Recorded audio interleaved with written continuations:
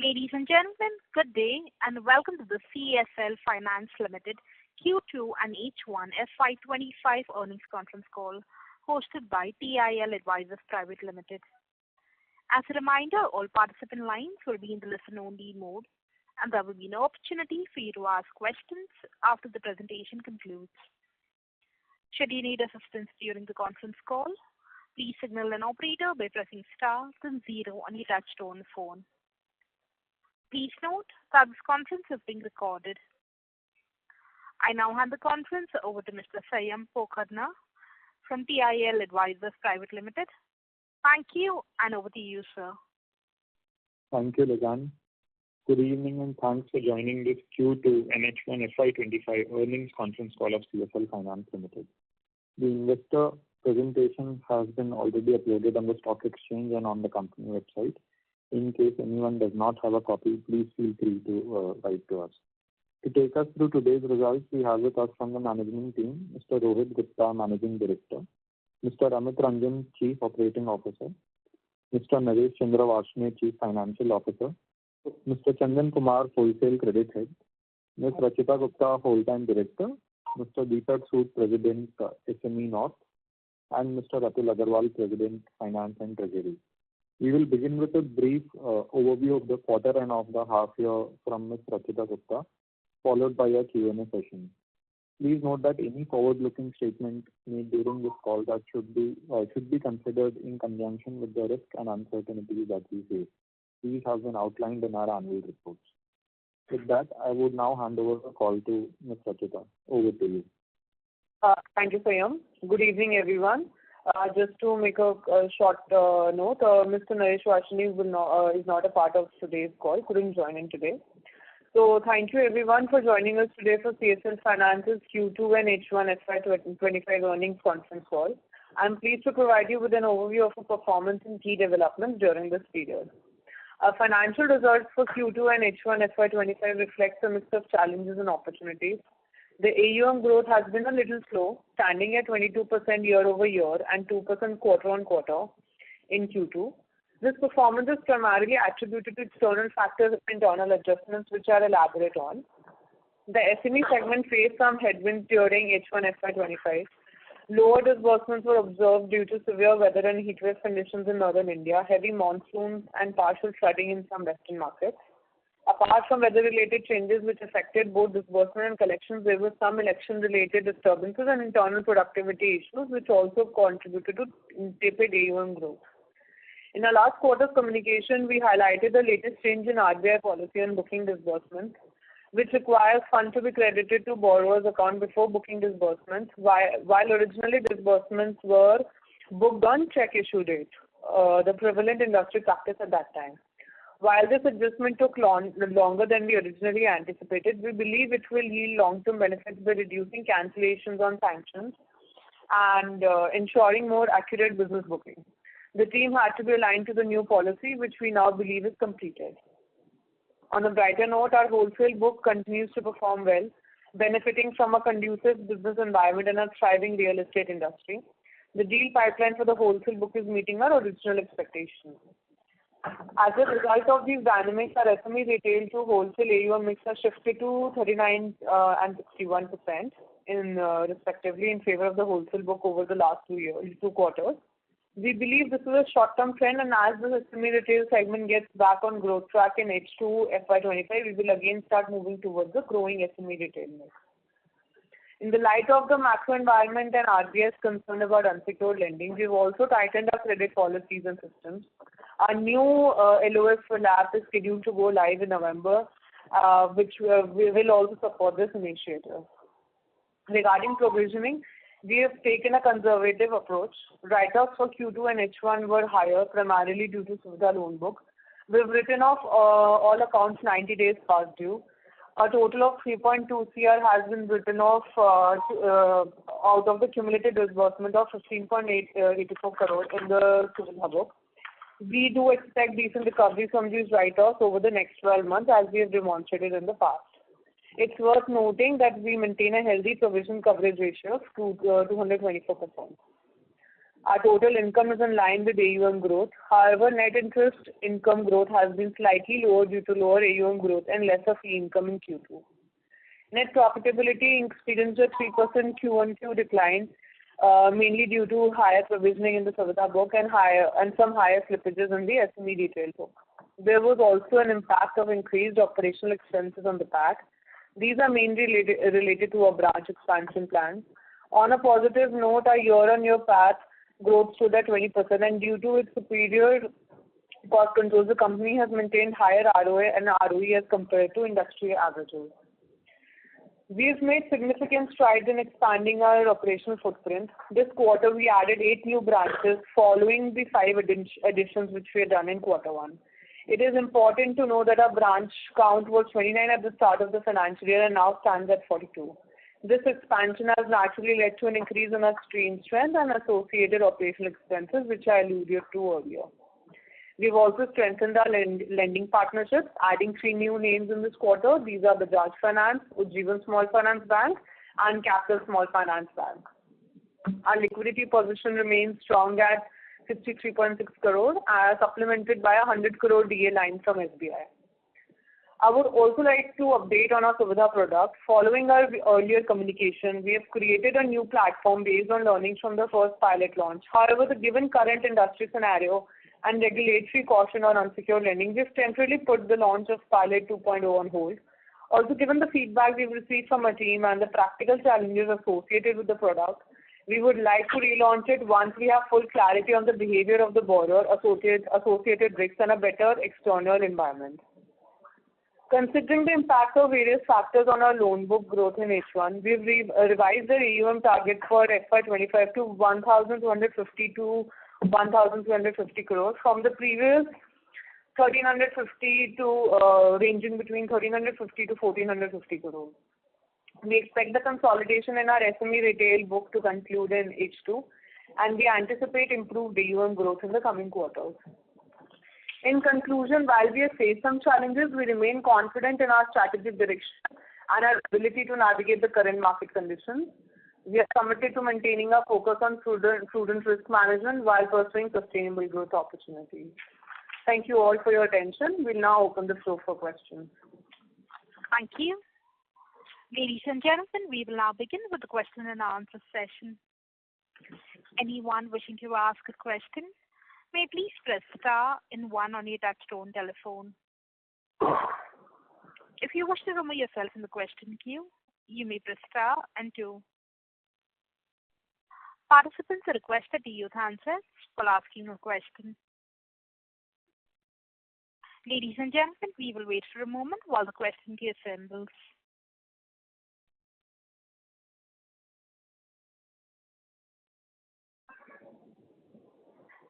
The first question is from the line of Anil Tulsiram from Contrain Value Edge. Please go ahead.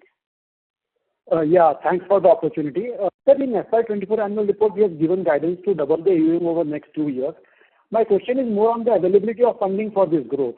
RBI is constantly pushing NBFCs to diversify their sources of funds beyond banks and NBFCs. So what are the steps we are taking for diversification of funding sources? That is the first question. Thank you, Anil. If you see as a company in last 3 years, our number of lenders have grown from 4 to 32 as of now. And we are constantly exploring in increasing a number of lenders, both from large private sector banks and PSUs, large NBFCs and small finance banks, and other sources, as you said, that RBI has told, especially the larger ones, because they have a better ability to raise funds through bonds and external commercial borrowing. So that will be a focus area in coming years.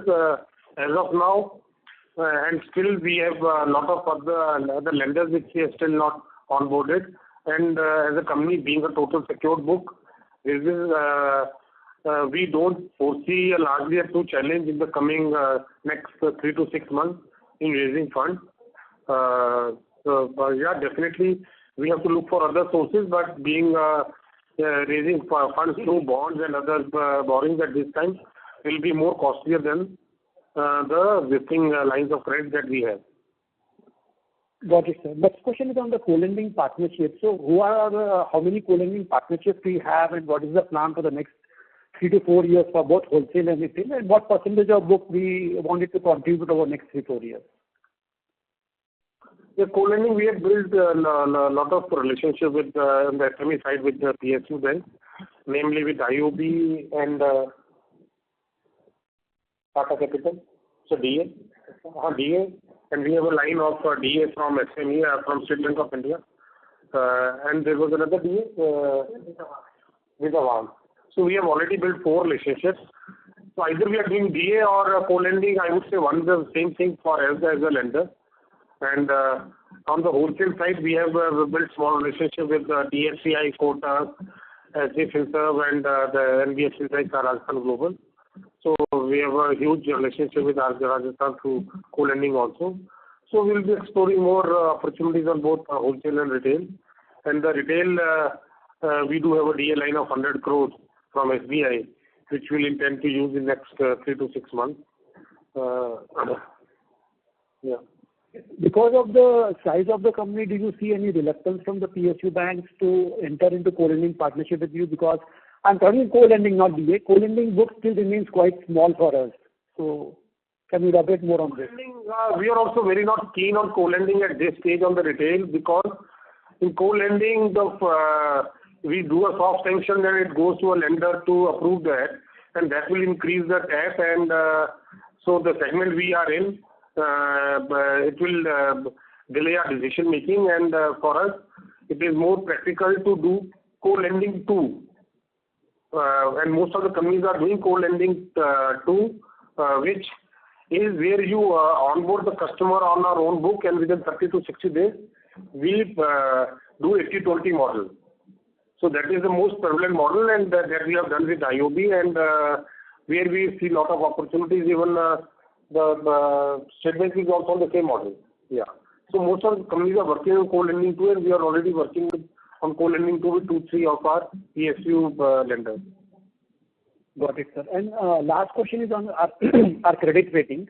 We used to have rating from CARE, and then we shifted to Acute. My question is, CARE, ICRA, and CRISIL are considered the top rating agencies, and from the top 3 rating agencies, we moved to someone who is not considered a top one. So what's the reason for the same? So they do have their own internal, I would say, certain benchmarks, which sometimes as a company, they were saying a very broad board and a certain size of your AUM, which sometimes overlooks the other strong financial parameters of the company, whether on the capital adequacy, whether on the profitability, whether on the ROE. So based on that, we thought that, and most of the lending and NBFC is on the rating, based on the rating, and in due course, definitely in coming years, we'll be approaching these the big 4 rating agencies also to get a rating done. Okay. Sir, I have one more question. Can I ask, or should I join the queue? Yeah, please tell me. Yeah. Sir, in SME, in the presentation, we have products from 2 lakhs to 5 crores. So 2 questions. First, what is our focus ticket size? And second is, what the thought process in having products beyond 15 lakhs? Because given our cost of product, we have mid-size LAP also, where the ticket size is around 2 crores. So SFB, big NBFCs are already quite active here. So these are the 2 questions. Yeah, if you go through our presentation, Anand, our SME, micro SME is between a ticket size of 5-7 lakhs to 25-30 lakhs primarily, and between 30 to 50 lakhs, we are only doing for a school loan, maybe up till 75 lakhs. But largely now the focus, one of the reasons for slow growth on the SME was also that we strategically shifted our the ticket size from 15 lakhs to 30 lakhs. That is, we think, is a very good ticket size where quality of the borrower, the collateral, and the profile of the customer is better than doing less than 5-7 lakhs. Though where you are able to get high IRRs, but in terms of practically, it is a segment which you can say unsecured on the face of it, though being categorized as secured by most of the companies, because those properties, the title document which you are getting, and secondly, the very marginal customer in a tier 3 mostly the rural customer, getting the possession of those properties is practically very, very difficult. And neither for companies, for us, SARFAESI is not applicable. And strategically we have chosen that we are doing a ticket size of less than 10 lakhs also, but we have restricted ourselves not to do more than 10 to 15% of our portfolio. And we will see the risk in the going forward, how that portfolio perform. So for us, the quality has been the foremost, and that was also one of the reasons that the slippages which as an industry everybody was seeing, and we also witnessed certain slippages. We were more cautious of that fact and strengthened our credit policies. And so as of now, our the ticket size which we are focusing is on between 15 lakhs to 30 lakhs on the micro SME, and the school loan till up to 75 lakhs. And 5 crores which you are seeing is a medium MSL loan, which are under the bouquet of SME loans, but that segment is totally different, and that is only, I would say, 15 to 18% of the SME bucket. Ticket size 1.73. And the ticket size is 173, and which we are primarily doing in the NCR region only, and we are not doing that product from our branches. Got it. Understood. SME, micro SME retail book is less than 25-30 lakhs. That is where the focus is. And going forward, our focus is between 15 lakhs to 30 lakhs. Thank you, sir. I'll join back with you.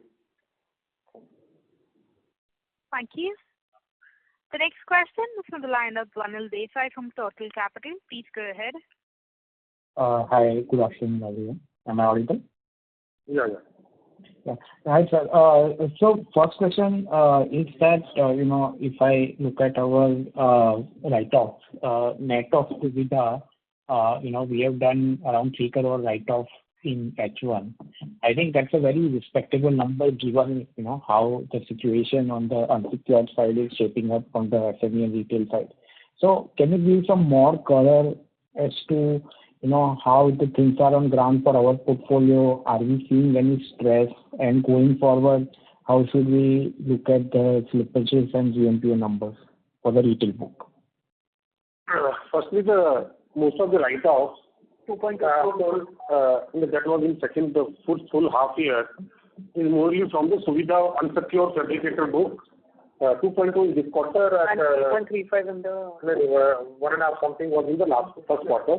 So roughly around 3.5 crores we have done from the Suvidha book only, which was which we started just 9 months back as a pilot, giving loans for purchase of raw material with the subvention scheme with a very large company. But we found that that being an unsecured book, largely you can say that the secured somebody were the receivables, but we will treat it as unsecured, very marginal borrower, and no control over the receivables. And we have seen that certain wrong ethical practices have also been, when these kind of products, which 30, 40, 50,000 kind of products happen with the team, and there are always chances of those unethical practices get percolated into your segment. So we have completely stopped and completely written off. As of now, we are 100% secure book. And you can say though our strategic shift was towards the retail, but in last 2 quarters, as the retail was not able to grow that much that we've foreseen. So the focus has been on it has shifted towards wholesale. And so now in terms of what kind of slippages which we are seeing, I think Amit is also there, Deepak is also there. They can give a better outlook. So I will put into Amit about how they see this market which we are in and what kind of slippages as a company. And then Deepak can put on his own view, and if anything I can also explain. Yeah, Amit. Yeah. Good afternoon, everyone. Am I audible? No. Yeah. So, in terms of what Rohit sir has said, the conditions were little tough for SME, and the businesses which we have done has been not at a great pace, which we anticipated because of the the reasons already explained. But in terms of slippages, we don't see much of it. Obviously, it's an SME retail book. There are chances of some slippages, but it will be not of that level that it is going to impact the book. Because now on from Q2, which started from October, we are targeting to, at least have a good disbursal so that the denominator also increases. By that, we are controlling all the par levels also, and the team is totally aligned for business and collections. And we foresee that lot of recovery we are going to do in coming months. So the slippages will be there, but we will be able to minimize with the recovery which we are going to do in coming days.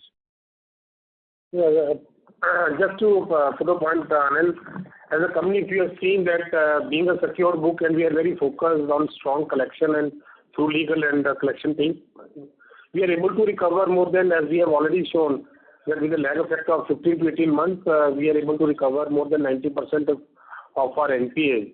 And we are very confident that whenever NPA happens, we are able to resolve within 6 months to 24 months, and the same will be the scenario going forward. And there may be certain slippages, but it will be controlled through collection and from the existing NPAs.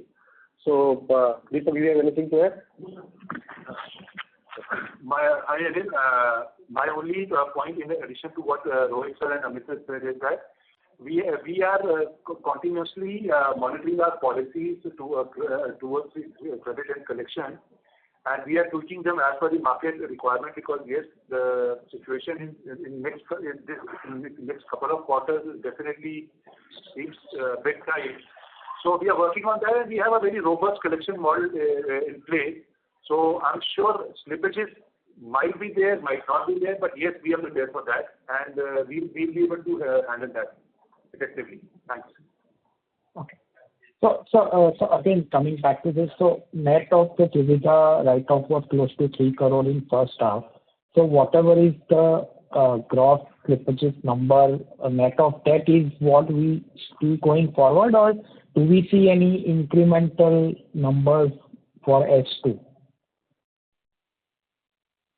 Because Suvidha is completely written off, right? All 90-day DPD you mentioned, it's written off completely. That was from Suvidha loan. So Suvidha loan book is not there. We will be able to see some recovery. We may be able to recover 50 to 60% in the next 12 months, and rest may be unrecoverable. And that is the case of Suvidha loans, not of our core SME division, which is totally secured. And in the secured one, we see what kind of additional slippages that may happen. That may be in the tune of, I would say, 2% of the book, 2 to 3% of the book in next 2 quarters. But that will be nullified to the extent of 50%. More than that will be nullified through the collections from our legal and collection team. So we are not seeing any substantial additional NPAs on our SME book. At absolute level they will be, but it will be nullified by the collection from the existing NPAs and write-offs.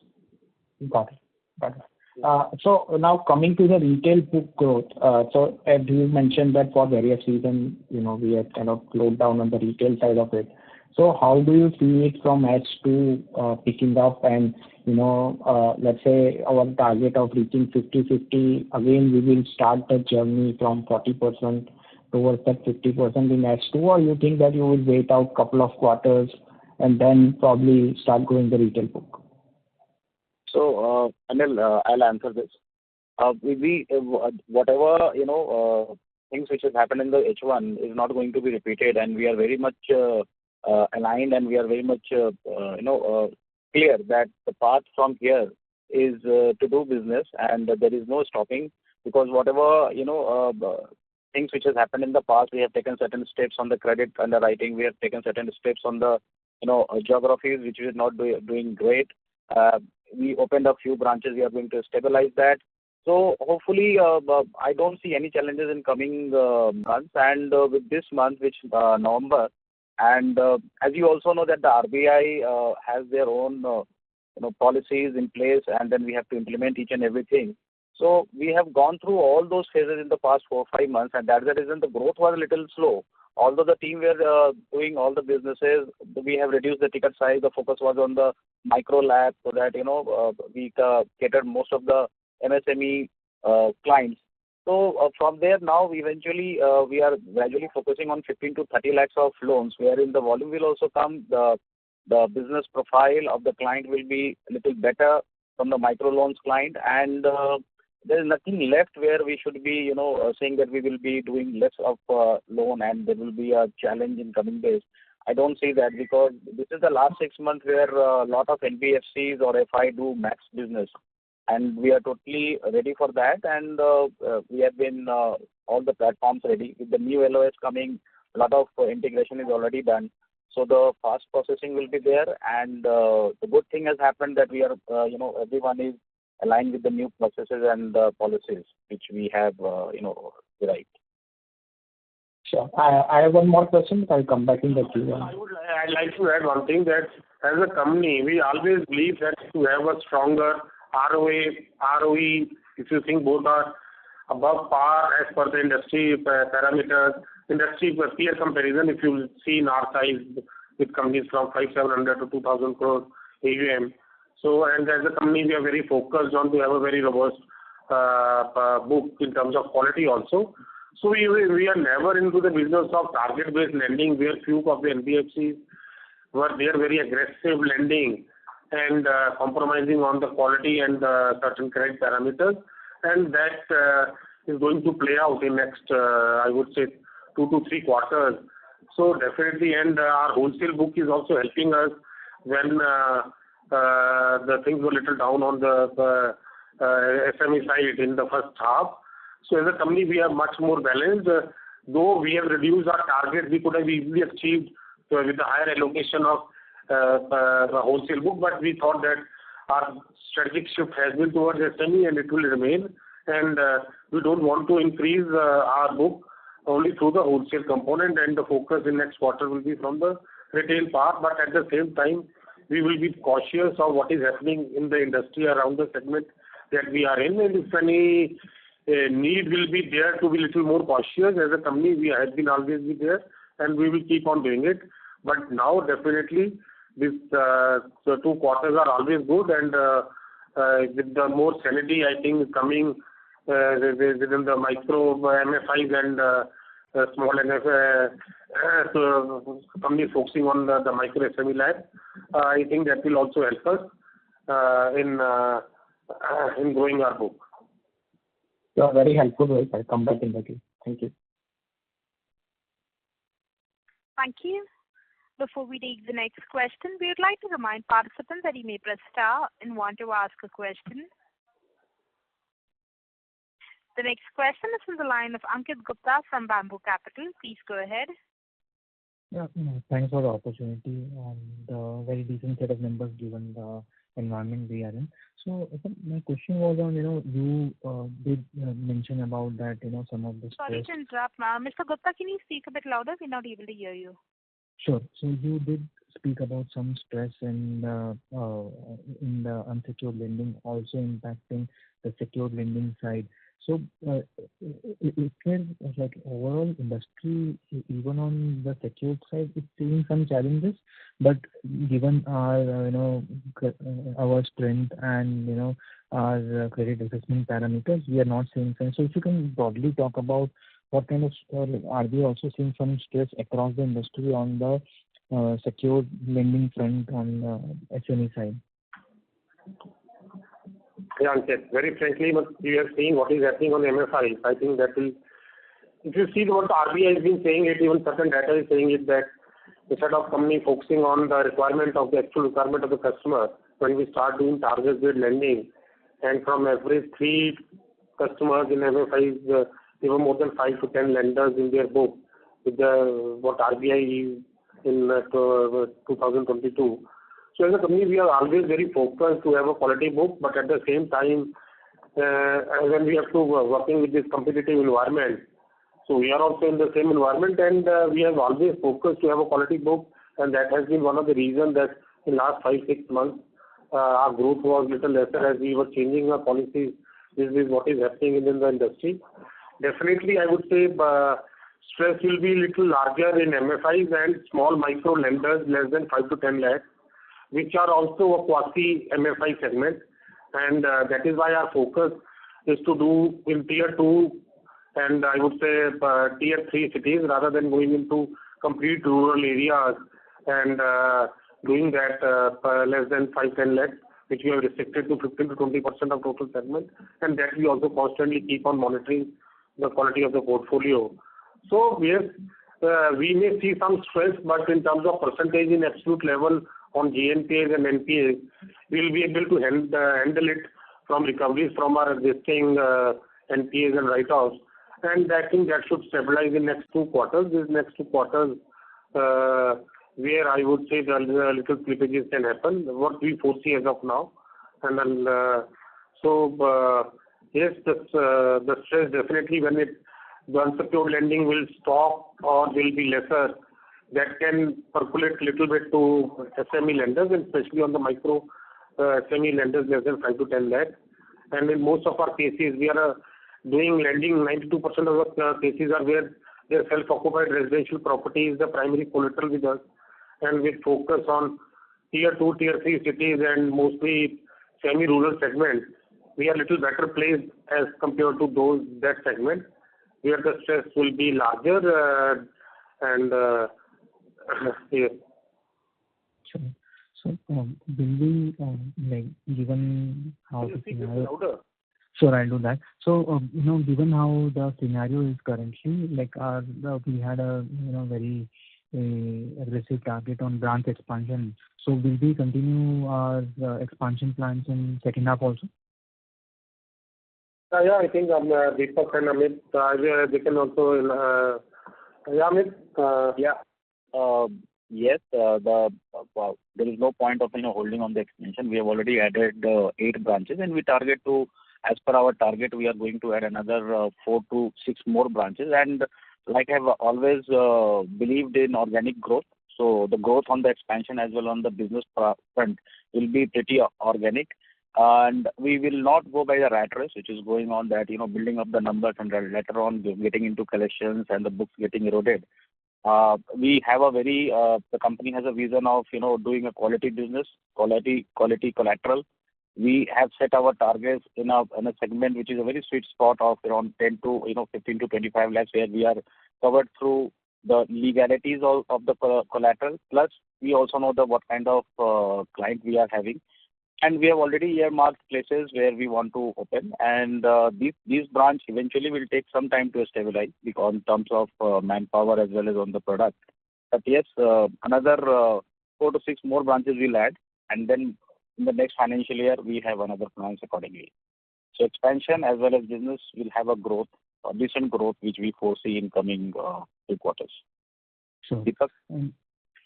Yeah, in my opinion, I would say a little stress for companies which are in our size from 500 to 2,000.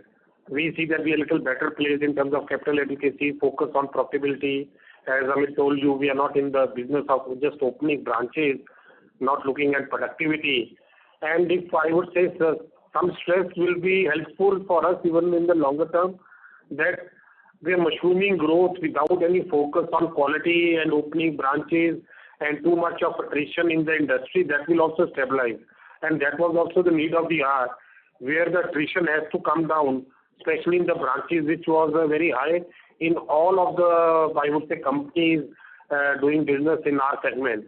So all those things are this consolidation, this sanity coming back, all are good things. And with the companies with decent capital adequacy, with focus on profitability and ROA and ROE, and instead of only looking at growing AUM without adding any profitability into their books and with huge operational expenses, I think we in hindsight think that it will be good for us in the longer term, and some sanity will also prevail in the industry we are in, and it will also help us in our future growth. Sure, that's very good to hear. And so, my third question was on some of our fixed costs like employee cost and other expenses. So, we have seen the employee expenses and other expenses have continued to increase, not just on a YOY basis, but even on a QOQ basis in this quarter. So, do you think the growth in these expenses will continue to mirror the loan book growth for us, or at some point of time will hit a ceiling where both these costs will grow lower than the growth in our loan book? I think Atul is also there, but in my opinion, the growth in AUM will be much higher as compared to the growth in the cost.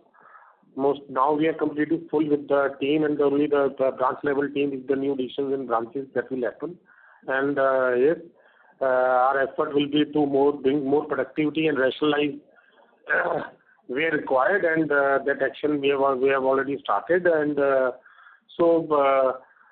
going forward, you will not see that our other costs and employee cost growth will be lower than the growth in the AUM. That is for sure. Sure. Thank you, and wish you all the best. Thank you.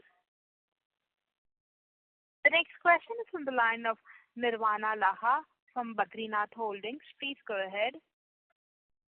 Hi, am I audible? Yeah. Yeah, thank you so much. So this is my first time asking a question on the call. I've been following the business for quite some time, and I'm aware of how the business has developed. I just want to ask a few questions on the SME lending part of your portfolio. Before, I have 3-4 questions, but if you can give me an overview of what exactly is the underwriting process today that we follow for a secured SME retail loan, that will be helpful, sir. Like what does the person on the ground, what are the parameters that are actually looked at, and then what decisions are made at the branch credit level and what goes to the corporate credit level. So that understanding will be very useful. I think Amit will. I'll take up, sir. So this is a very the question which pertains to how we underwrite in this segment. First of all, I'll just give you an overall idea that these customers do not have been banked, or they are not maintaining any financial. So it is very, very imperative to understand their business, what they are doing. So we have a set team at a branch level. So if you see our credit hierarchy, I'll just give you a glimpse of that. At a branch, every branch we have a credit manager, followed by 4 to 5 branches or 3 to 4 branches. We have a cluster credit manager, and above that we have a regional credit manager, and then we have a zonal credit manager. Above zonal credit manager, we have a credit control team which looks after the cases which is beyond the where we have to see lot of deviations are there, and the case pertains to the credit committee. So this is the hierarchy, and at a branch level, all the customers, not a single customer who has not been visited by a credit team, whether it's a loan of 2 lakh or whether it's a loan of 30 lakh, every customer has been visited by the credit team. The credit team, goes, meet the client, understand their business, and tries to, make their P&L in terms of what is their daily income, what is their daily expenses. Then they look it into at a monthly and a yearly basis. Based on that, and everything is on a digital platform on our LOS. So everything is, inputted on the LOS, and post that, this we have not given any, authority at a branch level. All the decision have happened at a regional level. So even a case of 5 lakhs to 10 lakhs, we have a matrix in place where RCM, which is the regional regional credit manager, can decision the case up to 15 lakhs. More than 15 lakhs, the JCM has a power to approve, and anything beyond 30 lakhs or 25 lakhs, it comes to credit committee if it is required. So all the credit team is aligned to the policies and processes. We have our credit policy in place. We have 3 to 4 products in place, and accordingly all the schemes are being told, and training has been given to all the credit team on a monthly, on a quarterly basis. So on the underwriting parameters, we definitely see the CIBIL. We definitely see what are the scores, what are their credit behavior in the past 4 to 5 years. Is there any loans which is there into the problem? So the CIBIL we look into consideration. We also look into consideration the business vintage, how many years of business these guys are doing, the client is doing, what is their end usage of the fund, whether they are going to use into the business, multiplication of the business is there or not. And also we do a rest check in the market, whether these clients, about the client, how they have behavior have been into the past. So a lot of checks and balances are done before onboarding a client. The credit manager is supposed to visit the business as well as the collateral also, because in 95% of the case we have our SORP, which is self-occupied residential property. They are supposed to meet all the family members also. We also look into the consideration how many dependents are there in the family, because if the dependents are much and the income earner is one, so we have a clear-cut policy how many dependent has to be there. So everything is earmarked into the system. We also see their network, what is their network, what are their collateral they have, or what kind of vehicles they have. So a lot of commutation combination is done before onboarding a client. So and also I think none of the industry players do crime check. We also do a crime check of a client so that we can understand their relationship with the NBFC, earlier NBFC, whether they have been into under any litigation or not. And if you find any client which is running into more of 3 to 4 litigation of things, we don't onboard those clients. So that's the reason we have been very cautious and giving loans to any of the clients. These are the parameters, and all the parameters are duly checked.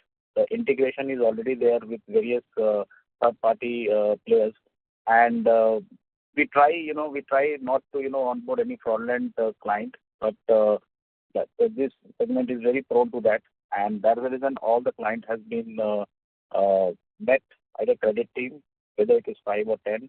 So RCM also goes, original credit manager also goes and meet the client of 10 lakh, 15 lakhs, wherever there is. So the PT is very, very important. The financial assessment is also very, very important in this segment. Sure, sir. Thank you so much. We have a very robust technology platform which do lot of checks, I think.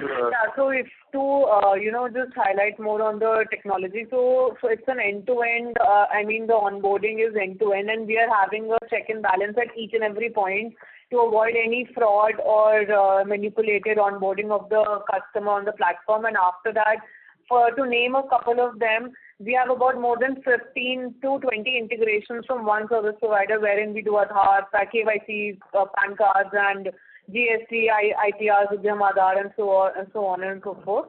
And then further into that, we have also integrated directly with banks for analyzing, wherein we fetch the bank statements directly by just taking the number of the customer and pulling all the information, obviously with customer consent, and analyze all of that, and then we get a lot of detailed analysis on that.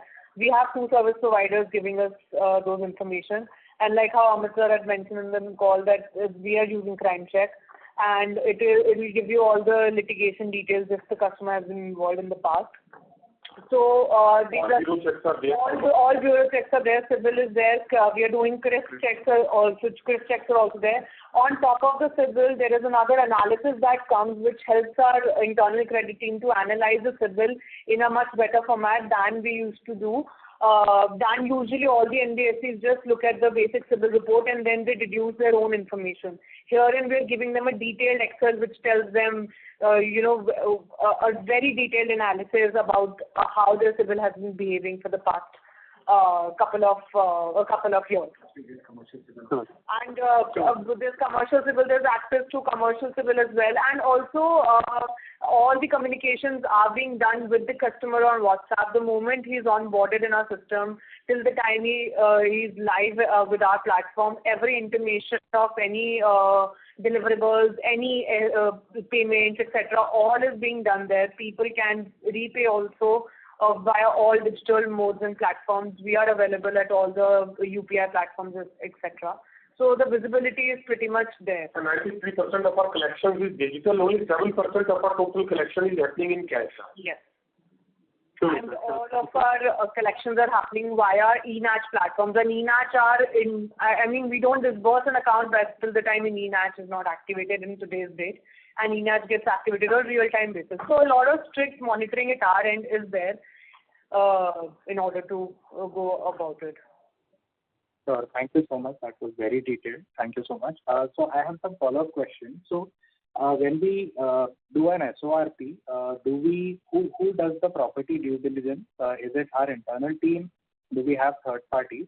And do we ensure that we have sole charge on the property, like no other lender has charge on the property? Yeah, we have our internal team also. Like I said in my earlier communication, that the credit team visits, even the credit and the branch team. The RM who is sourcing the case, he's supposed to take a picture from there itself, and there is all the pictures are watermarked, and it gives details of what is the RM name, what is his employee ID, what time he is there. So this is one function where we come to know, that my people has gone there and sourced the case directly from the client. Number one. Number two, the collateral. It is we have a policy in place that up to 20 lakhs we will get a external vendor to do the valuation, and more than 20 lakhs we will have two external vendors to do the valuation. On top of it, we have our internal technical team, and they are supposed to vet each and every valuation, and without their internal vetting, we don't disburse the case. So this team also visit most of the cases prior to disbursal, but since now we have to close each and every cases within the time frame, so we have our regional technical team in place, and almost 70 to 80% of the technical team visits the collateral to ascertain whether these valuations are in line with the market standards. In terms of legality, we have our internal team in place, though we also take external views and opinions from our empaneled set of lawyers. But we have a very robust internal legal team which vet all the cases before getting onboarded, and we make sure that the sole charge is of the company once the loan is getting disbursed. Okay. And the title deed, etc., is checked by our internal team. Yes, So we get a external legal team is doing that. In addition to that, our internal team is also getting the report given by the external team. So in both the cases, technical and legal is outsourced, but at the same time is vetted and cleared by our internal team. Sure. And sir, what is our current turnaround time? Turnaround time, I would say 3 to 6 days. Yeah, it is 3 to 6 days. Why I'm saying this? Because in this kind of properties, they do have the recent sale deed or another set of documents, but we also check the past chain of that particular collateral, which takes a little bit of time. So that's the reason the average time for clearance of all the loan between legal and onboarding is 3 to 6 days. So 3 to 6 days is from the time the inquiry comes to us till the time disbursal happens. All this happens within 3 to 6 days. Am I right? So you're talking about legality, or you're talking about from end-to-end process? I'm talking about the overall turnaround time for disbursal. So overall turnaround time is around 8 to 12 days. 8 to 12 days from inquiry to disbursal. Yeah. Okay. And all those is required, where cases are getting taken over from other NBFCs or banks, then the turnaround time becomes little. Creation of registered mortgage takes its own time, depending on state to state and situation. It takes from 5-7 days to 15 days, and in case of where the BT is happening, the additional top-up check is only being handed over when we receive the documents from the previous lender. Sure. Got it. And the last question is, what is the vintage of this portfolio, the SORP or SOCP based SME retail, and till date, how many delinquencies have we had? And for the delinquencies, have we had to take control of some property and try and liquidate it? If yes, then what has been our experience? How easy or difficult was it? I think now you have a set of 4-5 numbers in terms of numbers or in terms of percentages you are talking about. I would say as of date, our portfolio largely now, our pre-COVID portfolio is very small, less than I would say 5 to 6% of the total portfolio, and the rest 93% of the portfolio has been built post-COVID, post-July 21. And secondly, in terms of cases in NPAs, I would say as of now, around out of 2,800 cases, we have roughly maybe more than 60 cases in NPA. And in terms of our ability to resolve. As I've told that whatever we have, whatever the cases which have become NPA or was written off in 2021 has been recovered to the extent of 91%, and whatever the cases which were written off in 21-22 has been recovered 63% as on date. So, and in terms of SARFAESI is a very, very strong, I would say, legal tool with us, with arbitration losing its, I would say, the legal teeth. What has happened through one legal case where court-appointed arbitrator is required, which is very, very difficult in the segment of for us. The cost around involved is very huge, and we are working around that also. But SARFAESI is a very, very strong tool, and we have seen that whenever the cases go into SARFAESI, we are able to resolve 50 to 60% within 6 months, and few of them go into litigation or takes time to get the possession. As of date, we have only 4 properties where we have taken possession and we are not able to sell it, and those are being shown under assets held for sale for around 1.5 crores. So our ability to resolve cases through SARFAESI and to where the valuation is right and the property is saleable. In most of the cases, the customer himself comes and pay for it, either bringing a new buyer or any financer or any relative or friend helping him. It is only in those cases where we have seen where valuation was lower than the amount outstanding or where the saleability is poor, that this the complete resolution doesn't happen, where we are left off with the properties which are held for sale. So I think I've answered your question. Sure, sir. Yeah, this was very helpful. I'll come back in the queue, sir. Thank you so much for the detailed answer. Thank you. The next question is from the line of Anil Tulsiram from Contrain Value Edge. Please go ahead. Yeah, thank you, sir. Thank you for the opportunity. Sir, earlier you mentioned that our focus has shifted from less than 15 lakhs to more than 15 lakhs because of lack of SARFAESI and other things.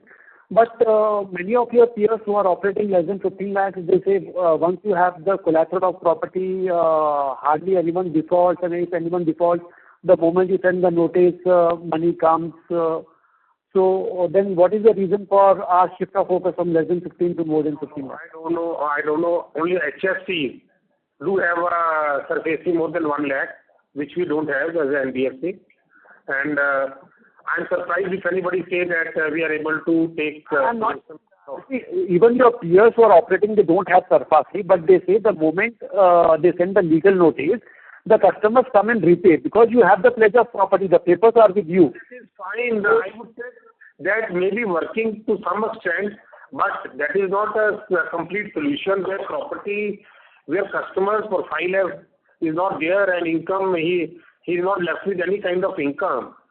If anybody would say that they have taken possession or they have been able to sell it, or I find it very, very difficult to digest that even with serving of a single notice, they are able to recover money, and we have not seen in our lending. And I would say little stress, I have told earlier, is very good for this industry and for everyone to fully understand where the risks are and why I would say a very, very aggressive growth can be very difficult in terms of when the things will turn little bad, and our focus has been to see the risk, and we have been much more, I would say, prudent or little try to reduce that risk, and we don't follow that route of aggressive lending where we very well knowing that it will be very difficult to get resolution through legal route.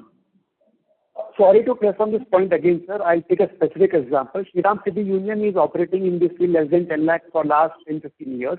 Their credit cost is only 3% in this field, and they are reporting good ROAs. And similarly, there are other companies also. So why I'm pressing is I'm really trying to understand what is the difficulties that we are facing which others are not facing, or what is different is our perspective compared to others. Yeah, mostly into the second-hand truck financing, and so getting hold of that, because they have been so old in that segment, they know the full ecosystem.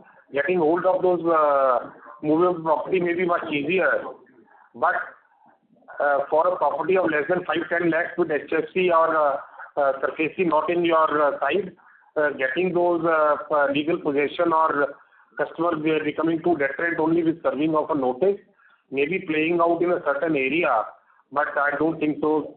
Legally it is very, very difficult, and customer has also become very intelligent in that they also know that mere service of notice will not be, it's very difficult to get the hold of that property through possession or through any other means. Got it, sir. One last question. You also mentioned that you are seeing some sort of stress in less than 15 lakhs. So can you elaborate more on what sort of stress you are facing in your portfolio? Yes, I would say stress as an industry, some stress is there because and that stress has just only come when everybody was following that herd mentality of target-based lending, and where the income growth of that customer has not happened, and where the customer has been over-leveraged in last few years with aggressive lending, and definitely as in India, the bottom pyramid of 40 to 50% of the population has not been able to participate in the GDP growth that we have witnessed as a country as a whole on the larger basis, barring few pockets where which they have behaved otherwise. So, that has been the primary reason. I would say with this consolidation and some kind of small stress, it is helpful for the industry, and consolidation will definitely happen. And we as a company are far better placed in terms of strong, I would say, capital adequacy and profitability, and our SME blessing in disguise, you can say, maybe only 30 to 31% of our total portfolio, and that too being total 100% secured. And we are always very prudent to take corrective actions where we see that stress is building up. And yes, definitely it is a case of over-leveraging the customer. And with the what percentage of our book is less than 15 lakhs as far as the SME is concerned? What will be that number? Maybe less than 20%. Okay. Thank you, sir. That's it from my side. Thank you. The next question is from the line of Dwanal Desai from Turtle Capital. Please go ahead. Sir, thanks for the opportunity again. Couple of questions on the branch network, right? So I think, as per the presentation, almost 2/3 of our branch is more than 1 year old. So, how many of them would be break-even or above, if you can quantify that? Amit? Yeah, can you repeat the question because there was some connection? Yeah. So, total out of all the branches, as per the presentation, 2/3 branches are more than 1 year old, right? So, how many of them, are break-even and above, if you can quantify that one? See, the exact figures will be not there with me currently, but any branch which is able to, do more than on a portfolio, sitting on a portfolio of 6.5 crores, they have been broken even. I think Atul will be having that number, and yeah. So that's okay. I think exact number is not important. The point is anything above 1 year, generally we should consider break-even branch. I'll tell you. Yes, in last 6 months, with whatever the branches we have opened because of lesser business, they are not able to make break-even. And as Amit rightly said, branches which achieve more than an AUM of 7 to 8 crores and with the, I would say, NP of less than 1.5 to 2%, and with overall par book of 78%, that is a branch and keeps on doing business month on month within the range of 70 to 80 lakhs with a typical team size of 5 to 6 people is a fairly profitable branch. Okay, got it. And another question is that, Mr. Desai, may we request that you return to the question queue? There are participants waiting for their Sure. Okay, thank you. Thank you. The next question is from the line of Ganesh Rao from Rapani Capital. Please go ahead. Thank you for the opportunity. I have a couple of questions. Sir, is it possible for you to quantify the impact from the RBI guidelines to record disbursements on funds credited date? And can you also impact what is like the impact for you when you have to reverse on the account of cancellation of sanctions? Yeah, I would say it did have an impact we are at 1.5 to 2 month business. Practically on loss, I would say, but pushed was changed into work in progress. And secondly, a lot of pending cases which were sanctioned but was not disbursed, or checks were not handed due to certain, I would say, PDDs in terms of RN being not created, or certain documents not received, or certain preconditions not fulfilled. Those cases which used to take another 15 to 30, 40 days sometime, now those instances will not be there. And I think this is a blessing in disguise for the whole segment in long term, because once cases get sanctioned, it will be disbursed in a much lesser period as compared to earlier in the industry. It will also help the sales team that they are more motivated that check has been handed over, and they also get the incentive.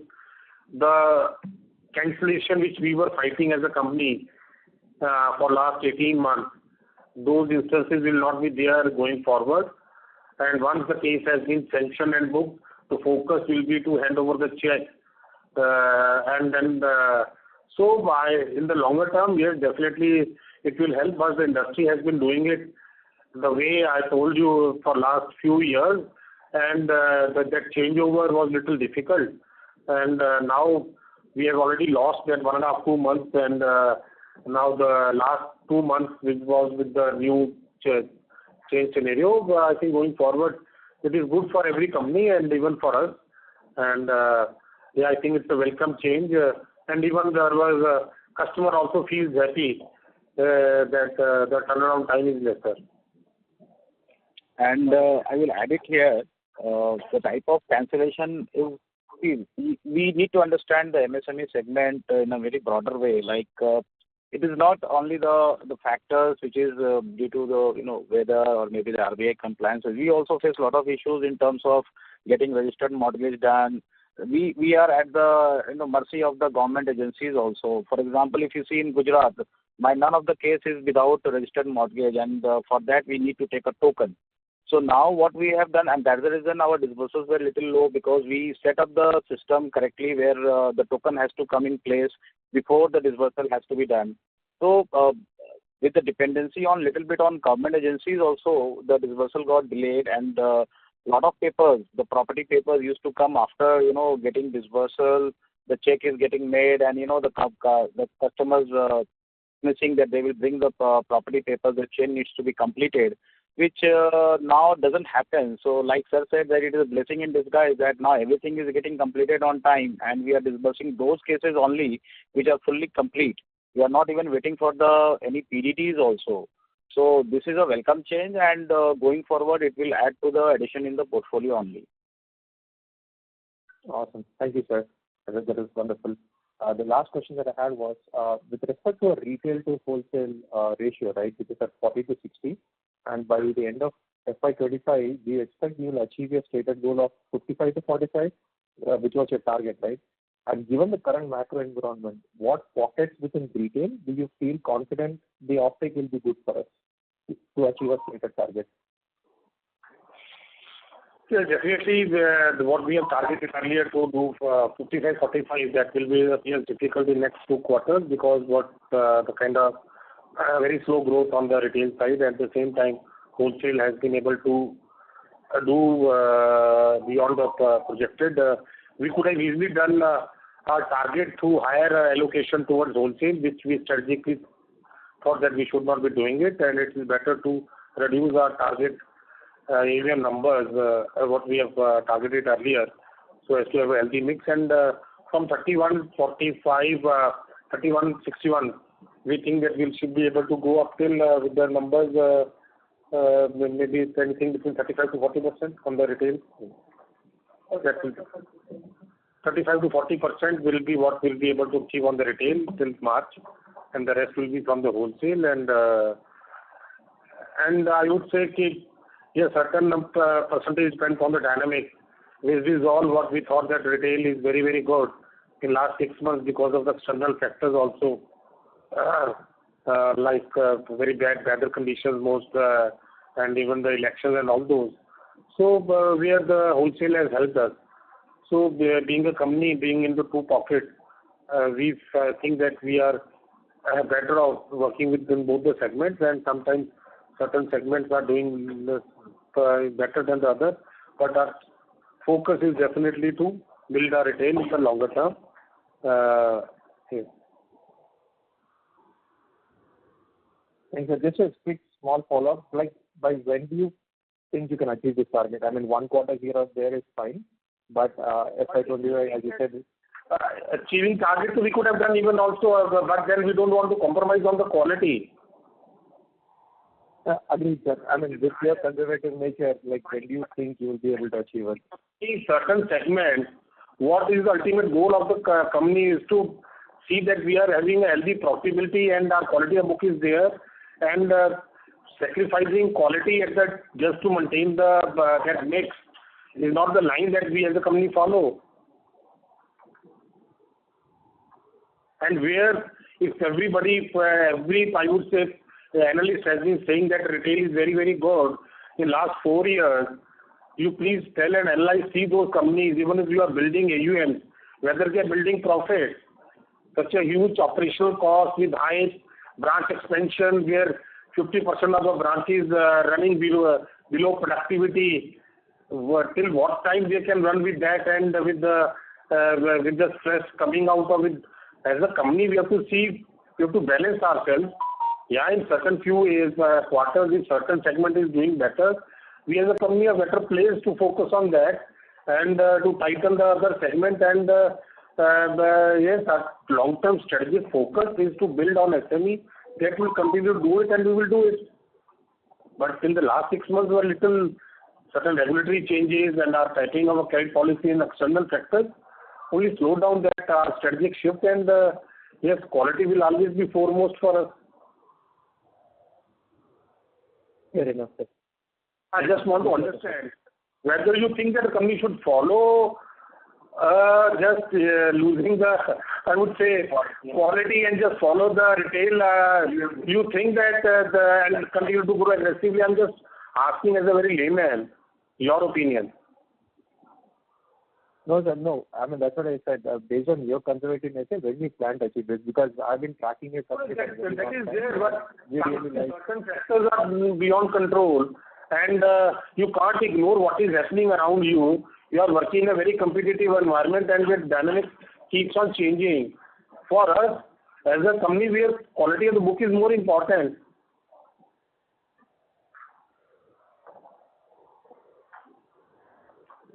Agreed, sir. Those are my questions. Thank you. Thank you. Ladies and gentlemen, we'll be taking the last question. That is from the line of Manav, an individual investor. Please go ahead. Sir, what would be your guidance for the ROA and the ROE numbers for next 3-4 quarters? ROE, I think ROE was around 14 to 15%, and we are striving for that. We should be able to maintain it, and slight improvement maybe in next 2 quarters with the higher AUM, and ROA is roughly between 6 to 7%, and I think we will also be able to achieve that. Little 50%, 50 bits may come down with the higher AUM. And the leverage ratio I think around 2 times. So in the Q4 you had told that you would increase the leverage. So how much we are expecting to increase the leverage? With the target of what we have targeted, if we are able to see 1,350 crores, our leverage will be roughly around 1 to 1.45. Yeah. So it was a function of both. We could have definitely done it, but the wholesale book would have increased. And I told earlier that our strategy shifted towards retail, and that will be there. And though it has reason in favor of wholesale being beyond the point, we don't want to do that.